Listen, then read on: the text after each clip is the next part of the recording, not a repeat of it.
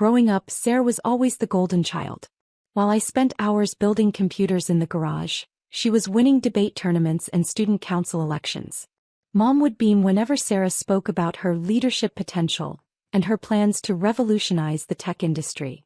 "Your sister has vision," Dad would say, watching Sarah present her high school business plan.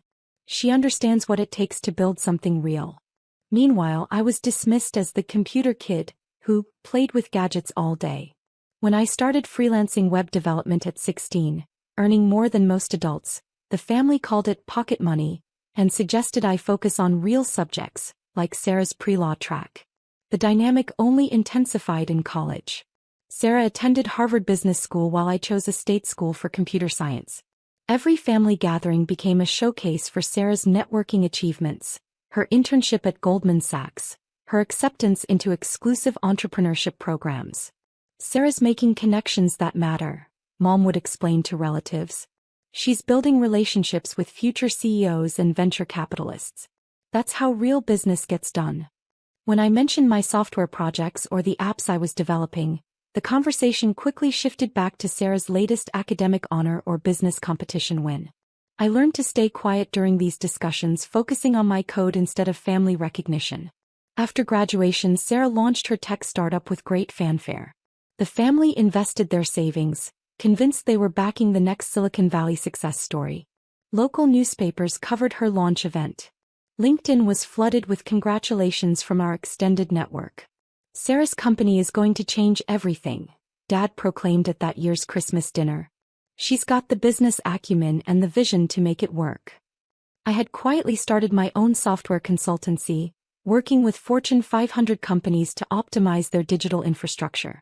The work was highly technical, extremely profitable, and completely invisible to anyone outside the industry. While Sarah held press conferences, I was solving complex problems for clients who paid premium rates for discretion. My bank account grew steadily, but I drove the same used Honda and lived in a modest apartment. The family assumed I was barely scraping by as a freelance computer guy. When they asked about my work, I'd mention some programming projects and quickly change the subject. Sarah's startup, meanwhile, was burning through capital at an alarming rate. The initial excitement had faded into the harsh reality of market competition, product development challenges, and customer acquisition costs. But the family remained optimistic, convinced that Sarah's Harvard training would eventually pay off. "It's just growing pains," Mom would assure worried relatives. "All successful startups go through this phase." 2 years after Sarah's launch, her company was hemorrhaging money. The initial funding round was nearly exhausted, and potential investors were asking difficult questions about revenue projections and market viability. Sarah needed a major capital injection to survive. That's when I made my move. Through a network of shell companies and investment vehicles, I became Sarah's largest anonymous investor. The $150 million injection came through a prestigious venture capital firm that specialized in tech startups. To Sarah and the family, it looked like validation from the industry's most respected players. I knew Sarah would attract serious investors, Dad celebrated when the funding was announced. "This is exactly what we expected from someone with her background." The investment terms were structured to give me significant control over company decisions while maintaining complete anonymity. Sarah believed she had convinced sophisticated institutional investors to back her vision. In reality, she was being funded by her unsuccessful younger brother who supposedly understood nothing about real business. The irony was perfect. Every board meeting, every strategic decision, every major company direction was ultimately under my control. Sarah would present her plans to investors who she thought were evaluating her business acumen, not knowing that the primary decision-maker was someone she had dismissed as a pretend entrepreneur. Sarah's funding success elevated her status within the family to near-celebrity levels. Every gathering became an opportunity for her to share updates about her revolutionary company and the sophisticated investors who believed in her vision. Sarah's investors include some of the most successful people in Silicon Valley, she would explain to impressed relatives. They don't just provide capital. They provide strategic guidance from decades of experience building successful companies. The family hung on her every word. Sarah had become their proof that hard work, proper education, and business fundamentals would inevitably lead to success. She represented everything they believed about achievement and recognition. Meanwhile, my actual success remained completely invisible. The consultancy had grown into a multi-million-dollar operation with clients across 3 continents. I had developed proprietary software that Fortune 100 companies licensed for substantial annual fees. My personal net worth had reached levels that would have shocked the family. But I maintained the same modest lifestyle and humble demeanor. When Sarah talked about her company's growth trajectory and investor relationships, I would nod politely and ask thoughtful questions. The family interpreted my questions as curiosity from someone who didn't really understand business, rather than insights from someone who was secretly controlling the entire operation. "It's nice that you're interested in Sarah's success," Mom would say privately. "Maybe you can learn something about real business from watching her work with professional investors." The family gathering that changed everything happened on a rainy Sunday in November. Sarah had been increasingly stressed about company performance, though she maintained an optimistic facade for the family. Recent quarters had shown disappointing results, and the board, meaning me through my representatives, had been asking tough questions about strategic direction. But that night, Sarah was in full presentation mode. She had just returned from a conference where she had been selected as a rising star in tech, and featured in a panel about female entrepreneurs. The family was appropriately impressed and eager to hear details about her growing industry recognition. "The networking opportunities are incredible," Sarah explained, gesturing enthusiastically with her wine glass. "When you're operating at this level, you're connecting with investors, advisors, and entrepreneurs who understand how to build serious companies." She glanced in my direction with what could only be described as pity mixed with condescension. "It's a completely different world from what most people understand about business. You have to think strategically, understand market dynamics, manage investor relationships, build scalable systems. It's not something you can just figure out by playing around with computers."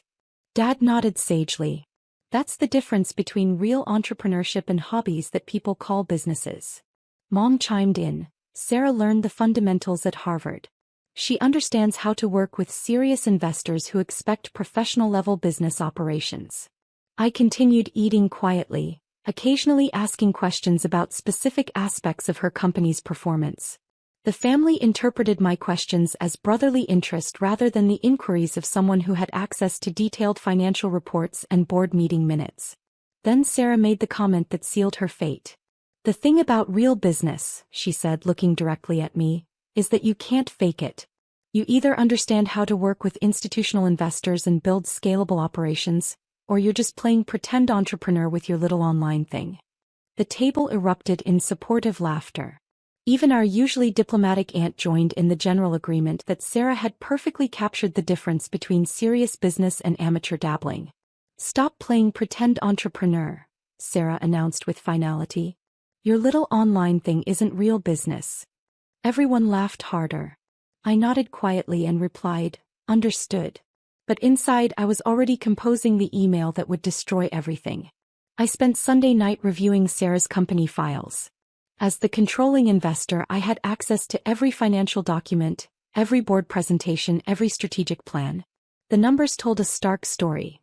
Despite the infusion of my $150 million, the company was still losing money at an unsustainable rate. Sarah had used the investment to expand rapidly without addressing fundamental business model problems. Revenue per customer remained low, customer acquisition costs were climbing, and competitive pressures were intensifying. The company needed another major funding round within 6 months, or it would face serious cash flow problems. More importantly, the board had been growing increasingly concerned about Sarah's strategic decision-making. Several key hires had been disasters, product development timelines were consistently missed, and partnership deals had fallen through due to unrealistic expectations. The investors, meaning me, had been patient, but patience was running thin. Monday morning, I sent a carefully worded email to the managing partner at the venture capital firm that served as my front for the investment. After careful consideration of recent performance data and strategic concerns raised in our last board meeting, I wrote, "I believe it's time to reconsider our position in this investment. Please initiate the process for a complete withdrawal of our $150 million stake. I want all funds transferred back to our primary accounts by the end of the week." The email was professional, businesslike, and devastating. Withdrawing $150 million from a startup would not just damage the company, it would effectively kill it. No other investor would step in to replace that level of funding, especially after such a dramatic vote of no confidence from the lead investor. Within hours, the venture capital firm had contacted Sarah to schedule an emergency board meeting. Sarah called me Tuesday morning, and her voice had lost all its usual confidence. "Something weird is happening with the investors," she said. "They want to meet tomorrow and they're talking about strategic repositioning and capital reallocation. I don't understand what's going on." I expressed appropriate concern. "That sounds stressful. Do you think it's related to the quarterly numbers?" "I don't know," Sarah admitted. "The performance hasn't been perfect, but we're building for long-term growth. Real investors should understand that tech companies go through difficult phases before they scale." Wednesday's board meeting was brutal. The venture capital representatives, acting on my instructions, presented a comprehensive analysis of the company's problems. Revenue projections were unrealistic, cost management was poor, strategic execution was consistently falling short of expectations. "We've been patient," the lead partner explained, "but our analysis indicates fundamental problems with the business model and execution strategy. We don't believe additional capital investment would be productive at this time." Sarah fought back with presentations about market opportunity, competitive advantages, and long-term vision. But the numbers were undeniable. The company was burning through cash without generating sustainable growth. "We've decided to withdraw our investment," the partner announced. "Effective immediately, we'll be liquidating our position and reallocating capital to more promising opportunities." Sarah was stunned. "You can't just withdraw $150 million overnight. The company will collapse without that funding." "We understand the implications," the partner replied coolly. "But our responsibility is to our own investors, and we can't justify continued support for operations that aren't meeting performance expectations." By Thursday, word had spread through the family that Sarah's company was facing a crisis. The sophisticated investors had suddenly pulled their support, leaving the startup in desperate need of emergency funding. Mom called a family meeting for Friday evening. "We need to figure out how to help Sarah through this difficult time," she announced. Sometimes even the best entrepreneurs face setbacks when investors don't understand their vision. The gathering felt like a war council. Sarah sat at the head of the table, looking exhausted but determined. She had spent the week frantically calling potential investors, trying to find someone who would replace the withdrawn funding. "It's just a temporary setback," she insisted. "The investors got spooked by some short-term performance issues, but the fundamental business model is sound. I just need to find investors who understand long-term value creation." Dad nodded supportively. "Sarah's built something real. The right investors will recognize that." I listened quietly as the family discussed potential solutions. Uncle Robert suggested leveraging his business connections. Aunt Linda offered to reach out to her network of wealthy friends. Mom and Dad talked about liquidating their retirement savings to provide bridge funding. The desperation was palpable. Sarah's company had become central to the family's identity and financial planning. Everyone had assumed that her success was inevitable, that her Harvard training and professional approach would naturally lead to massive returns. "What we need," Sarah said, looking around the table, "is someone with real money who understands the tech industry. Someone who can write a check for $50 million or $100 million without blinking." She glanced at me with a mixture of frustration and pity. "Unfortunately, this kind of investing requires serious capital and industry expertise. It's not something you can just figure out by playing around with computers." I had planned to let Sarah's company fail quietly. The withdrawn investment would force her to either find new funding, which would be nearly impossible given the circumstances, or shut down operations. It would be a clean, professional lesson in business reality. But her continued condescension changed my mind. "Actually," I said quietly, "I might be able to help." The table fell silent. Everyone turned to look at me with expressions ranging from confusion to polite skepticism. I know you need sophisticated investors," I continued, "but I've actually been following your company pretty closely. I have some thoughts about what might work." Sarah managed a patronizing smile. "That's sweet of you to offer, But this really requires people who understand institutional investing and tech company valuations. It's incredibly complex. I understand, I said. Let me make a call. I pulled out my phone and dialed the direct line for my primary investment advisor at Goldman Sachs. Hi, David, I said when he answered. I need to discuss liquidating some positions to free up capital for a direct investment opportunity. The family was staring at me with growing confusion. Sarah looked like she was watching someone have a mental breakdown. Yes, I'm looking at investing directly in a tech startup, I continued. Something in the $150 million range. Can you walk me through the structure for that kind of direct equity position? David's voice was clear enough for the table to hear his response. Of course, Mr. Johnson. Given your portfolio size, a $150 million direct investment would represent approximately 8% of your current holdings. We can structure that as a straight equity purchase or as convertible preferred shares, depending on your strategic goals. The room went dead silent. Also, I added, I want to discuss my existing position in TechFlow Innovations. I believe I'm currently the majority stakeholder through the Meridian Capital vehicle, correct? That's correct, David confirmed. Your $150 million investment through Meridian gives you controlling interest in TechFlow. You've been the primary decision-maker on all major strategic issues. I looked directly at Sarah, whose face had gone completely white. David, I said, I'd like to schedule a board meeting for Monday. I think it's time for me to take a more direct role in company management. The silence that followed lasted nearly a full minute. Sarah was staring at me like I had just announced that I was actually an alien. Mom and Dad looked like they were trying to process information that didn't fit into any category they understood. Finally, Sarah found her voice. That's not possible. I handed her my phone, which was still connected to David at Goldman Sachs. Would you like to ask him about the investment structure? Sarah took the phone with shaking hands. This is Sarah Mitchell from TechFlow Innovations. Can you confirm what you just said about investment positions? David's response was patient and professional. Mr. Johnson has been TechFlow's primary investor since your series of funding round. His $150 million investment was structured through our Meridian Capital vehicle to maintain anonymity, but he's always held controlling interest in your company. He's been receiving detailed quarterly reports and has final approval authority on all major strategic decisions. Sarah hung up the phone and stared at me with a mixture of shock, confusion, and dawning horror. You're the investor, she whispered. I'm the investor, I confirmed. You've been controlling my company for 2 years. I've been providing capital and strategic oversight, yes. The family was still trying to process what they had just heard. Dad spoke first, so when you asked questions about Sarah's business, I was checking to see if her understanding matched the reports I was receiving from the management team, I explained. Mom was shaking her head slowly. Your little online thing is a software consultancy that generates about $40 million per year in revenue, I said. The startup investment was funded from my personal savings.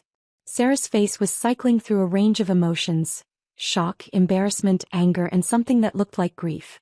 The realization was hitting her that everything she had said about real investors and sophisticated capital had been directed at the person who actually was her real investor and sophisticated capital. Why? She asked finally. I considered the question carefully. Initially because I believed in your vision and wanted to help. The anonymous structure was meant to prevent family dynamics from complicating business decisions. And now, I looked around the table at the family members who had spent years dismissing my actual success while celebrating what they thought was Sarah's superior business acumen. Now I think it's time for some honest conversations about business, success, and respect. The following weeks brought a complete transformation in family dynamics. Sarah's company didn't collapse. Instead, I restructured it with proper management oversight and realistic growth targets. But Sarah's role changed from CEO to a senior product manager position, with experienced executives brought in to handle operations and strategy. The family struggled to adjust to the new reality. Years of assumptions about success, intelligence, and business competence had been completely overturned. The computer kid, who they thought was barely scraping by, was actually a multi-millionaire who had been secretly funding their golden child startup. Sarah took the transition hard. Everything she had believed about her business success had been built on capital provided by the brother she had dismissed as incapable of understanding real business. The sophisticated investors she had bragged about were actually representatives of someone she had consistently belittled. But something interesting happened over time. Once Sarah stopped trying to prove her superiority and started actually learning from experienced mentors, she began to excel. The skills she had developed at Harvard, combined with humility and proper guidance, made her genuinely effective in her new role. The company, meanwhile, became profitable within 6 months. With realistic expectations and proper capital allocation, the business model that Sarah had envisioned actually worked. The problem had never been her vision. It had been her execution and her unwillingness to acknowledge what she didn't know. As for me, I finally started being honest about my own success. The family learned about the consultancy, the software licenses, the investment portfolio, and the various business ventures I had been quietly building for years. The recognition felt good, but it wasn't the main point. The main point was that success comes in many forms. Sarah's MBA and networking skills were valuable, but they weren't more valuable than technical expertise and patient capital allocation. Harvard connections matter, but they don't matter more than actually solving problems for clients who pay premium prices for results. Most importantly, I learned that family respect can't be bought with anonymous investments or quiet success. Sometimes you have to be willing to speak up, even if it means disrupting comfortable assumptions about who understands real business and who's just plain pretend entrepreneur. Sarah never again questioned whether my online thing was real business. And I never again let anyone in the family assume that their achievements automatically made them more qualified to judge other people's paths to success. The pretending was over for both of us,